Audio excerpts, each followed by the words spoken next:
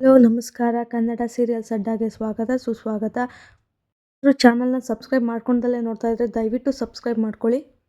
ಆಸೆ ಸೀರಿಯಲ್ನ ಸಂಚಿಕೆ ಅಂದರೆ ಗುರುವಾರದ ಸಂಚಿಕೆನಲ್ಲಿ ಏನಾಗುತ್ತೆ ಅನ್ನೋದನ್ನ ನೋಡ್ಕೊಂಬರೋಣ ಬನ್ನಿ. ಮೊದಲಿಗೆ ಸೂರಿ ಶಾಂತಿ ಯಾಕೆ ಇಷ್ಟೊಂದು ಬೇಜಾರಾಗಿದೆಯಾ ಅಂತ ಹೇಳ್ಬಿಟ್ಟು ಕೇಳ್ತಾಳೆ.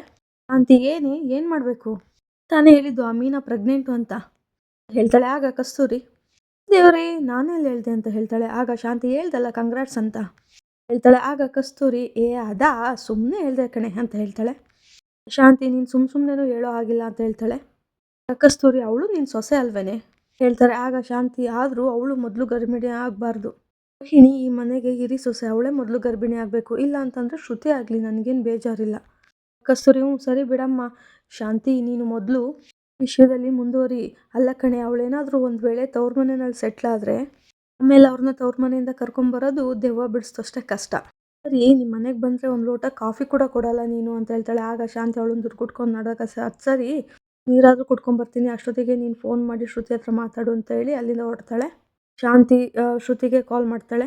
ಶ್ರುತಿ ಬಂಗಾರಿ ಹೇಗಿದೆಯಮ್ಮ ಅಂತ ಕೇಳಿದಾಗ ಶ್ರುತಿ ನೀವು ನನ್ನ ನೋಡಿ 1 ವರ್ಷ ಏನಾಗಿಲ್ಲ ತಾನೇ ನೋಡಿದ್ರಲ್ಲ ಅಂತ ಹೇಳ್ತಾಳೆ. ಆಗ ಶಾಂತಿ ಅಯ್ಯೋ ನಿನ್ನ 1 ನಿಮಿಷ ನೋಡಿಲ್ಲ ಅಂದರು ವರ್ಷ ಆಯ್ತನ ನೋಡಿ ಅನ್ನೋ ಥರ ಅನ್ಸುತ್ತೆ ಕಣಮ್ಮ, ಏನು ಮಾಡಲಿ ಹೇಳು. ಶ್ರುತಿ ಶಾಸ್ತ್ರ ನಡೆಯುವಾಗ ನಾನು ಮತ್ತು ರವಿ ತಕ್ಕೊಂಡಿದ್ದೀವಲ್ಲ ಶೆಲ್ಫಿ, ಅದನ್ನು ನಾನು ನಿಮಗೆ ಕಳಿಸಿದ್ದೀನಿ ನೋಡ್ಕೊಳ್ಳಿ ಅಂತ ಹೇಳ್ತಾಳೆ. ಅದಾಗಲ್ಲ ಕಂದ, ಮನೆ ಅಂದಮೇಲೆ ಒಂದು ಮಾತು ಬರುತ್ತೆ ಒಂದು ಮಾತು ಹೋಗುತ್ತೆ ಶ್ರುತಿ, ಆದರೆ ಕೆಲವೊಂದು ಮಾತುಗಳು ನಮ್ಮನ್ನು ಮನೆಯಿಂದ ಹೊರಗೋಗೋ ಥರ ಮಾಡುತ್ತವೆ. ಮತ್ತೆ ನೀವೇನು ಬೇಕಾದರೂ ಹೇಳಿ, ಆದರೆ ಆ ಸೂರ್ಯ ಮನೆಯಲ್ಲಿರೋವರೆಗೂ ಅಲ್ಲಿಗೆ ಬರಲ್ಲ ಅಷ್ಟೇ ಅಂತ ಹೇಳ್ತಾಳೆ. ಶಾಂತಿ ಅಯ್ಯೋ ಶ್ರುತಿ ಇಲ್ಲಿರಬೇಡ ತೊಲಗು ಅಂತಂದರೆ ಕೇಳ್ತಾನೆ ಇಲ್ವಲ್ಲ. ಶ್ರುತಿ ತೊಲಗಿಸಿ ಅಂತ ಹೇಳ್ತಿಲ್ಲ ಅತ್ತೆ, ಬಟ್ ನಾನು ಅಲ್ಲಿಗೆ ಬರಲ್ಲ ಅಂತ ಹೇಳ್ತಿದ್ದೀನಿ ಅಷ್ಟೇ. ಶಾಂತಿ ಅಲ್ಲ ಕಣಮ್ಮ ಶ್ರುತಿ ಬಂಗಾರ ಅಲ್ವಾ, ಈ ಮನೆಯಲ್ಲಿ ಅವ್ನು ಮಾತ್ರನೇ ಇರೋದು, ಮೇಲೆ ಪ್ರಾಣನೇ ಇಟ್ಕೊಂಡಿರೋ ಈ ಶಾಂತಿ ಅತ್ತೆ ನಿಮ್ಮನ್ನು ಬೇಡವೇನಮ್ಮ ಕಣಮ್ಮ, ನಿನಗೆ ನಾನು ನೋಡಬೇಕು ಅಂತ ಅನ್ಸೋದೇ ಇಲ್ವೇನಮ್ಮ ಅಂತ ಕೇಳ್ತಾಳೆ. ಆಗ ಶ್ರುತಿ ಸದ್ಯಕ್ಕಂತೂ ಅನ್ನಿಸ್ತಿಲ್ಲ ಅತ್ತೆ, ಮತ್ತು ಯಾವತ್ತಾದರೂ ಒಂದಿನ ನನಗೆ ಹಂಗೆ ಅನ್ನಿಸ್ತು ಅಂತಂದರೆ ನಿಮಗೆ ವಿಡಿಯೋ ಕಾಲ್ ಮಾಡ್ತೀನಿ ಬಿಡಿ ಹೇಳ್ತಾಳೆ. ಆಗ ಶಾಂತಿ ಯಾಕಮ್ಮ ನೀನು ಇಷ್ಟೊಂದು ನಿಷ್ಠುರವಾಗಿ ಮಾತಾಡ್ತೀಯಾ, ಅಮ್ಮ ಅಪ್ಪ ಸಂಬಂಧ, ತಾಯಿ ಕರುಳ್ ಸಂಬಂಧ, ತೋರು ರಕ್ತ ಸಂಬಂಧ, ಆದರೆ ಅತ್ತೆ ಮಾವ ಜನ್ಮ ಜನ್ಮದ ಅನುಬಂಧ ಕಣಮ್ಮ. ಅಮ್ಮ ಸೂರ್ಯ ಮಾಡಿದ್ದಕ್ಕೆ ನಾನೇ ನಿನ್ನ ಹತ್ರ ಕ್ಷಮೆ ಕೇಳ್ತೀನಿ. ಆಗ ಶ್ರುತಿ ಅಲ್ಲ ಅತ್ತೆ, ರಂಗನಾಥ್ ಮಾವಂಗೆ ನಾನು ಕಪಾಳು ಕೊಡ್ದು ನಿಮ್ಮ ಹತ್ರ ಸಾರಿ ಕೇಳಿದ್ರೆ ನಿಮಗೆ ಕ್ಷಮಿಸ್ಬೇಕು ಅಂತ ಅನ್ಸುತ್ತಾ ಕೇಳ್ತಾಳೆ ಶ್ರುತಿ. ಆಗ ಏನಮ್ಮ ಇದು ಪುಣ್ಯಾತ್ಮನ ಕಪಾಳು ಕೊಡ್ತೀನಿ ಅಂತೀಯಲ್ಲ ಅಂತ ಹೇಳ್ಬಿಟ್ಟು ಶಾಂತಿ ಹೇಳಿದಾಗ ಮಗ ಮಾಡಿದ್ದು ಅದನ್ನೇ ಅತ್ತೆ. ಶಾಂತಿ ಅಟ್ಲೀಸ್ಟ್ ಕೊನೆ ಪಕ್ಷ ನನಗೆ ನೀನು ನೋಡಬೇಕು ಅನ್ನಿಸ್ತಾ ಇದೆ, ನಿಮ್ಮ ಮನೆಗೆ ಬರಲ್ಲ ಅಂತ ಕೇಳ್ತಾಳೆ. ಇಲ್ಲ ಅತ್ತೆ ನಾನು ಹೊರಗಡೆ ಕೆಲಸದ ಮೇಲೆ ಹೋಗ್ತಾ ಇದ್ದೀನಿ, ನಾನು ಮನೆಯಲ್ಲಿ ಇರೋದಿಲ್ಲ, ನೀವು ಬರೋಕ್ಕೆ ಹೋಗಬೇಡಿ ಅಂತ ಹೇಳ್ಬಿಟ್ಟು ಕಾಲ್ನ ಕಟ್ ಮಾಡ್ತಾಳೆ. ನಂತರ ಶಾಂತಿ ಇದೇನಿದು ನೇಪಾಳದ ಬೊಂಬೆ ಇದ್ದಂಗಿದ್ದಾಳೆ, ಇಷ್ಟೊಂದು ಮಾತಾಡ್ತಾಳೆ ಅಂತ ಯೋಚನೆ ಮಾಡ್ತಾ ಇರ್ತಾಳೆ. ಅಷ್ಟರಲ್ಲಿ ಅಲ್ಲಿಗೆ ಬರ್ತಾರೆ. ಬಂದು ಶಾಂತಿ ಫೋನ್ ಮಾಡಿದ್ದೆ ಅಂತ ಕೇಳಿದಾಗ ಮಾಡಿದ್ದೆ ಕಣೆ. ಅಲ್ಲ ಕಣೆ ಅವಳು ನನಗತ್ತೇನಾ, ನಾನು ಅವಳಿಗತ್ತೇನಾ ಗೊತ್ತಾಗ್ತಿಲ್ಲ ಕಣೆ, 1 ಕೋಟಿ ರೂಪಾಯಿ ಓನರ್ ನಾನು, ಫೋನ್ ಮಾಡಿದ್ರೆ ಫೋನ್ ಮಾಡಿದ್ದಾರೆ ಅಂತ ಒಂದು ನೆಟ್ಟಿಗೆ ಮಾತಾಡೋಕ್ಕೆ ಬರಲ್ವಾ. ಚೂಡಾಮಣಿಗೆ ಅಮ್ಮ ಶ್ರುತಿ ನೀನು ನೋಡ್ಬೇಕಮ್ಮ ಅಂತ ಹೇಳಿದ್ರೆ ನೋಡ್ಕೊಳ್ಳಿ ಫೋಟೋ ಕಳಿಸಿದ್ದೀನಿ ಅಂತ ಹೇಳ್ತಾಳೆ. ಕಸ್ತೂರಿ ಅಯ್ಯೋ ದೇವ್ರೆ ಆಮೇಲೆ ಅಂತ ಕೇಳಿದಾಗ ಶಾಂತಿ ಆಗಿದ್ದ ತಪ್ಪಿಗೆ ಹೇಳ್ತೀನಿ ಬಾರಮ್ಮ ಅಂತಂದರೆ ಗಂಡನ ಕೆನ್ನೆಗೆ ಹೊಡೆದು ನಿನ್ನ ಹತ್ರ ಬಂದು ಸಾರಿ ಕೇಳಿದ್ರೆ ಪರವಾಗಿಲ್ವಾ ಹೇಳ್ತಾಳೆ ಅಂತ ಹೇಳಿದಾಗ ಕಸ್ತೂರಿ ಅಯ್ಯೋ ದೇವ್ರೆ ಹಾಗೆಲ್ಲ ಕೇಳಿದ್ಲ ಅಂತ ಕೇಳ್ತಾಳೆ. ಆ ಕೊಂಡಿ ಕಳ್ಚೋಯ್ತು, ನಿನ್ನ ಮಗನಿಗೆ ಫೋನ್ ಮಾಡಿದ್ಯಾ ಅಂತ ಕೇಳ್ತಾಳೆ. ಆಗ ಶಾಂತಿ ಅಯ್ಯೋ ಇನ್ನೊಬ್ಬ ಚಿತ್ರಾಂಗದ, ನಾನು ಫೋನ್ ಮಾಡಿದ್ರೆ ಫೋನೇ ತೆಗಿತಿಲ್ಲ ಇದಾಗ ಕಸ್ತೂರಿ 2 ದಿನ ಕೂಡ ಆಗಿಲ್ಲ ಈಗಲೇ ಫೋನ್ ತೆಗಿತಿಲ್ಲ, ಇನ್ನೊಂದು ಸ್ವಲ್ಪ ದಿನ ಹೋದರೆ ಫೋನ್ ನಂಬರೇ ಬ್ಲಾಕ್ ಮಾಡಿಬಿಡ್ತಾನೆ ಅಷ್ಟೇ ಅಂತ ಹೇಳ್ತಾಳೆ. ಆಗ ಶಾಂತಿ ನಿನ್ನನ್ನು ನಾನು ಇಲ್ಲಿಗೆ ಫೋನ್ ಮಾಡಿ ಕರೆಸಿದ್ದೆ ನನ್ನ ದೊಡ್ಡ ತಪ್ಪು, ಭಯ ಹುಟ್ಟಿಸ್ತಿದೆಯಲ್ಲೇ ಭಯೋತ್ಪಾದಕಿ ಅಂತ ಹೇಳ್ತಾಳೆ. ಆಗ ಕಸ್ತೂರಿ ಇವಾಗ ನಾನು ಹೇಳ್ತಾ ಇರೋದು ನಿನ್ಗೆ ಅರ್ಥ ಆಗಲ್ಲ, ಆದರೆ ಶ್ರುತಿ ದೂರ ಆಲ್ರೆಡಿ ಆಗಿಬಿಟ್ಟಿದ್ದಾರೆ, ಇವಾಗ ಸೂರ್ಯ ಮತ್ತು ಮೀನಾ ಒಟ್ಟಿಗೆ ಇದ್ದರೂ ಕೂಡ ದೂರ ಆದಂಗೆ ಲೆಕ್ಕ. ನೀನು ಗಾರ್ಮೆಂಟ್ಸಲ್ಲಿ ಕೆಲ್ಸಕ್ಕೆ ಸೇರಿಕೊಂಡು ಸಾಕಬೇಕಷ್ಟೆ, ನಿನ್ನ ಪಾಡು ಬೀದಿ ನಾಯಿ ಪಾಡಾಗೋಯ್ತು, ನಾನು ಹೇಗೆ ಬದುಕ್ತಿದ್ದೀನೋ ಹಾಗೆ ನೀನು ಬದುಕಬೇಕಾಗುತ್ತೆ, ಜೀವನ ಉಪ್ಪಿಲ್ಲದ ಚಿತ್ರಾನ್ನ ಆಗೋಗುತ್ತೆ ಹೇಳ್ತಾ ಇರ್ತಾಳೆ. ಆಗ ಶಾಂತಿ ಅಯ್ಯೋ ಅಯ್ಯೋ ಡುಮ್ಮಿ ಯಾವಾಗಲೂ ಮಾತಾಡ್ತಾನೆ ಇರ್ತಾಳೆ. ಮೊದಲು ನೀನು ಇಲ್ಲಿಂದ ಹೊರಡು, ನೀನು ಇಲ್ಲೇ ಇದ್ದರೆ ಇನ್ನೊಂದು 2 ನಿಮಿಷ ನನಗೆ ಹಾರ್ಟ್ ಅಟ್ಯಾಕ್ ಆಗುತ್ತೆ, ಒಂದೇ ಇವತ್ತೋಗಿ ನಾಳೆ ಬಾ ಶಾಂತಿ ಹೇಳಿದಾಗ ಸರಿ ಬಿಡು ನಾನು ಹೇಳೋದು ಹೇಳಿದ್ದೀನಿ ಮಾಡು ಅಂತ ಹೇಳ್ಬಿಟ್ಟು ಕಸ್ತೂರಿ ಹೇಳ್ತಾಳೆ. ಆಗ ಶಾಂತಿ ಹೇಳಿದ್ದಾಯ್ತು ತಾನೇ, ಇಲ್ಲಿಂದ ಹೋಗಿಲ್ಲ ಅಂದರೆ ನೀನು ಇವಾಗ ಕೊಲೆ ಮಾಡಿಬಿಟ್ಟು ನಾನು ಜೈಲ್ಗೆ ಹೋಗಿ ಸೇರ್ಕೊತೀನಿ ಹೋಗೆ. ಕಸ್ತೂರಿ ಅಲ್ಲೇ ನಿಂತಿರ್ತಾಳೆ. ಆಗ ನೋಡಿದ್ಯಾ ಇವಳು ಧೈರ್ಯನ, ನಾನು ಮಾಡಲ್ಲ ಅಂದ್ಕೊಂಡಿದ್ಯಾ, ಮಾಡೇ ಬಿಡ್ತೀನಿ ಸಿಟ್ಟಿನಲ್ಲಿ ಹೋಗೆ ಅಂತ ಹೇಳ್ತಾಳೆ ಶಾಂತಿ.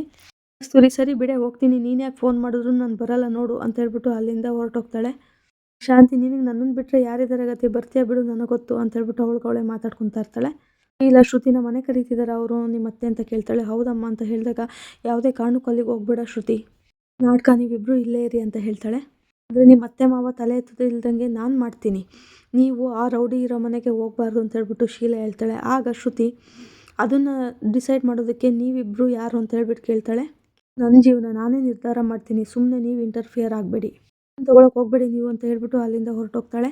ರೋಹಿಣಿ ಮೀನಾ ಹತ್ರ ಬಂದ್ಬಿಟ್ಟು ಮೀನಾ ಅವರೇ ರೆಡಿನಾ ಅಂತ ಕೇಳ್ತಾಳೆ. ಆಗ ಹೌದು, ಜೀರಿಗೆ ಮತ್ತು ಮೆಂತೆ ಹಾಕಿದ್ದೀನಿ, ಅಜೀರ್ಣ ಇದ್ದರೆ ಸರಿ ಹೋಗುತ್ತೆ ಅಂತ ಹೇಳ್ತಾಳೆ. ರೋಹಿಣಿ ಸುಮ್ಮನೆ ನಿಂತಿರ್ತಾಳೆ. ಆಗ ರೋಹಿಣಿಯವರೇ ಯಾಕೆ ಬೇಜಾರಲ್ಲಿದ್ದೀರಾ ಅಂತ ಹೇಳ್ಬಿಟ್ಟು ಮೀನಾ ಕೇಳ್ತಾಳೆ. ಆಗ ರೋಹಿಣಿ ಅದು ಬುದ್ಧಿ ಕೊಡ್ತೀನಿ ಅಂತ ಅತ್ತೆ ಅಂದ್ಕೊಂಡ್ರು, ಅದಾಗಲಿಲ್ವಲ್ಲ ಅದಕ್ಕೆ ಬೇಜಾರಾಯಿತು. ಮೀನಾ ಮದುವೆ ಆಗಿ 1 ವರ್ಷ ಕೂಡ ಆಗಿಲ್ಲ, ಇನ್ನೂ ಟೈಮ್ ಇದೆ, ಅದಕ್ಕೆ ಯಾಕೆ ಬೇಜಾರು ಮಾಡ್ಕೊತೀರಾ? ರೋಹಿಣಿ ನನಗೆ ಆ ವಿಚಾರಕ್ಕೆ ಬೇಜಾರಿಲ್ಲ ಮೀನಾ ಅವರೇ, ಅತ್ತೆಯವರು ಏನೇನು ಅಂದ್ಕೊಂಡು ಖುಷಿಪಟ್ಟರು, ಹಾಳಾಯ್ತಲ್ಲ ಅಂತ ಹೇಳ್ತಾಳೆ. ಆಗ ಮೀನಾ ಅದರಲ್ಲೇನು ಸಮಸ್ಯೆ ಇದೆ, ಒಂದಲ್ಲ ಒಂದಿನ ಆಗ ವಿಷಯ ಅತ್ತೆ ಗೊತ್ತಾಗುತ್ತಲ್ಲ ಅಂತ ಹೇಳ್ತಾಳೆ. ಆಗ ರೋಹಿಣಿ ಅದನ್ನೇನು ಆದರೆ ಆಗಲಿ, ಆದರೆ ಬೇರೆ ಇನ್ನೇನು ನೆನಪಾಗಬಾರ್ದು ಅಂತ ಹೇಳ್ತಾಳೆ. ಏನು ನೆನಪಾಗಬೇಕು ಅಂತ ಹೇಳ್ಬಿಟ್ಟು ಮೀನಾ ಕೇಳ್ತಾಳೆ. ಆಗ ರೋಹಿಣಿ ಅದು ಏನೂ ಇಲ್ಲ ಏನು ಅಂತ ಹೇಳ್ಬಿಟ್ಟೆ ಬಿಸಿನೀರು ಇಸ್ಕೊಂಡು ಕುಡ್ಕೊಂಡು ಹಾಲಿಗೆ ಬರ್ತಾ ಇರ್ತಾಳೆ. ಅಷ್ಟರೊಳಗಡೆ ಮನೋಜ್ ಯಾರ ಹತ್ರನೋ ಮಾತಾಡ್ತಾ ಇರ್ತಾನೆ. ಬಟ್ಟೆ ಎಲ್ಲ ಪ್ಯಾಕ್ ಮಾಡ್ಕೊಂಡಿದ್ದೀನಿ, ನೀವು ಹೇಳಿದ ತಕ್ಷಣ ಫ್ಲೈಟ್ ಹತ್ಬಿಡೋದೆ ಅಂತ ಹೇಳ್ಬಿಟ್ಟು ಮಾತಾಡ್ತಾ ಇರ್ತಾನೆ. ದುಡ್ಡು ಬರ್ತಾ ಇದೆ ಸರ್, ಫ್ಲೈಟಲ್ಲಿದೆ, ಲ್ಯಾಂಡ್ ಆಗಬೇಕು ಅಷ್ಟೇ, ನಮ್ಮ ಮಾವನವರೇ ದುಡ್ಡು ಕೊಡ್ತಾ ಇರೋದು ಸರ್, ಓಕೆ ಅಂತ ಹೇಳ್ಬಿಟ್ಟು ಕಾಲ್ ಕಟ್ ಮಾಡಿಬಿಟ್ಟು ರೋಹಿಣಿನ ಎಲ್ಲಿ ನಿಮ್ಮಪ್ಪ ಅಂತ ಹೇಳ್ಬಿಟ್ಟು ಕೇಳ್ತಾನೆ. ಆಗ ಯಾಕೆ ಅಂತ ಹೇಳ್ಬಿಟ್ಟು ಕೇಳ್ತಾಳೆ. ಬೇಗ ದುಡ್ಡು ಥರ ಕೇಳು ರೋಹಿಣಿ, ಎಂಥ ಆಪರ್ಚುನಿಟಿ ಮಿಸ್ ಆಗ್ತಾ ಹೋಗ್ತಿದೆ ಗೊತ್ತಾ. ಆಗ ರೋಹಿಣಿ ಅವ್ರ್ಯಾಕೆ ನಿಮಗೆ ದುಡ್ಡು ಕೊಡಬೇಕು ಮನೋಜ್, ಮುಖದ ಮೇಲೆ ಮೀಸೆ ಇದ್ದವರು ಹೀಗೆ ಬೇರೆಯವ್ರ ದುಡ್ಡಿಗೆ ಆಸೆ ಪಡಬಾರ್ದು ಅಂತ ಹೇಳಿದಾಗ ಮನೋಜು ನಾನು ಬೇಕಾದ್ರೆ ನೀಟಾಗಿ ಶೇವ್ ಮಾಡ್ಕೊಂಬರ್ತೀನಿ, ಅವನವ್ರ ದುಡ್ಡು ಬೇಕೇ ಬೇಕು, ಎಲ್ಲ ನಿನಗೋಸ್ಕರ ಚಿನ್ನ ತಾನೆ. ಆಗ ರೋಹಿಣಿ ನಾನೇ ಹೇಳ್ತಿದ್ದೀನಲ್ಲ ಮನೋಜ್ ಬೇಡ ಅಂತ ಹೇಳಿಬಿಟ್ಟು ಪ್ಲೀಸ್ ಆಸೆ ಬಿಟ್ಟು ಕನ್ನಡ ನಾಡಲ್ಲೇ ಯಾವುದಾದ್ರೂ ಕೆಲಸ ಹುಡುಕೊಳ್ಳಿ ಅಂತ ಹೇಳ್ತಾಳೆ. ಆಗ ಮನೋಜು ನಾನು ಲೋಕಲ್ ಅಲ್ಲ ರೋಹಿಣಿ, IST ಅರ್ಥ ಮಾಡ್ಕೊ. ಹೇಳ್ತಿರ್ಬೇಕಾದ್ರೆ ಅಷ್ಟರೊಳಗಡೆ ಸೂರ್ಯ ಹಾಗೆ ರಂಗನಾಥ್ ಅವರು ವಾಕಿಂಗ್ ಮುಗಿಸ್ಕೊಂಡು ಬರ್ತಾ ಇರ್ತಾರೆ. ಅಲ್ಲ ಒಳ್ಳೆ ಕತೆ ಕಣಯ್ಯ ನಿಂದು ಸೂರ್ಯ, ವಾಕಿಂಗ್ ಹೋಗಿದ್ರೆ ನೀನು ಕಾರಲ್ಲಿ ಕರ್ಕೊಂಡ್ಬಂದ್ಬಿಟ್ಟಲ್ಲಯ್ಯ ಅಂತ ಹೇಳ್ಬಿಟ್ಟು ಹೇಳ್ತಾ ಇರ್ತಾರೆ. ವ್ಯಾಯಾಮ ಆಗುತ್ತೆ ಅಂತ ಹೇಳ್ಬಿಟ್ಟು ಕೇಳ್ತಾರೆ. ಆಗ ಸೂರ್ಯ ವಾಕಿಂಗ್ ಯಾರಾದರೂ ಮಾಡ್ತಾರ ಅಂತ ಕೇಳಿದಾಗ ರಂಗನಾಥ್ ಅವರು ಅಷ್ಟು ದೂರ ವಾಕಿಂಗ್ ಮಾಡಿದ್ರೇನಪ್ಪ ನಿದ್ದೆ ಬರೋದು ಅಂತ ಹೇಳಿದಾಗ ಸೂರ್ಯ ಅಪ್ಪ ನಿದ್ದೆನ ಆರಾಮದಾಯವಾಗಿ ಮಾಡಬೇಕು, ಮಾಡಬಾರ್ದು ಅಪ್ಪ ಅಂತ ಹೇಳ್ತಾನೆ. ಆಮೇಲೆ ಅಪ್ಪಂಗೆ ಕಾಫಿ ತಗೊಂಬಾರೆ ಅಂತ ಹೇಳಿದಾಗ ಯಾರೋ ಒಬ್ಬರು ಸರ್ ಅಂತ ಹೇಳಿ ಕೂಗ್ತಾರೆ ಹೊರಗಡೆಯಿಂದ. ಈ ಥರ ಕೊರಿಯರ್ ಬಂದಿದೆ ಅಂತ ಹೇಳಿದಾಗ ಸೂರ್ಯ ಅದು ಅಂತ ಹೇಳ್ತಾನೆ. ಅಷ್ಟರಲ್ಲಿ ರಂಗನಾಥ್ ಅವರು ಬಾರಯ್ಯ ರವಿ ಕೊರಿಯರ್ ಬಂದಿದೆ ನಿನಗೆ ಅಂತ ಹೇಳಿ ಕರೀತಾರೆ. ಆಗ ಸೂರ್ಯ ರವಿ ಮನೆಯಲ್ಲಿ ಇಲ್ಲಪ್ಪ ಅಂತ ಹೇಳ್ತಾನೆ. ಹೋಗಿ ಕೊರಿಯರ್ನ ಕಲೆಕ್ಟ್ ಮಾಡ್ಕೊತಾನೆ. ಇಲ್ಲಿಗೆ ಇವತ್ತಿನ ಸಂಚಿಕೆ ಮುಕ್ತಾಯ ಆಗುತ್ತೆ. ಇದು ವಿಡಿಯೋ ತಮಗೆ ಇಷ್ಟ ಆಗಿದ್ರೆ ದಯವಿಟ್ಟು ಲೈಕ್ ಮಾಡಿ, ಸಬ್ಸ್ಕ್ರೈಬ್ ಮಾಡಿ, ಶೇರ್ ಮಾಡಿ, ಹಾಗೆ ಕಮೆಂಟ್ ಮಾಡಿ. ನೋಡಿದ್ದಕ್ಕೆ ಧನ್ಯವಾದಗಳು. Thank you.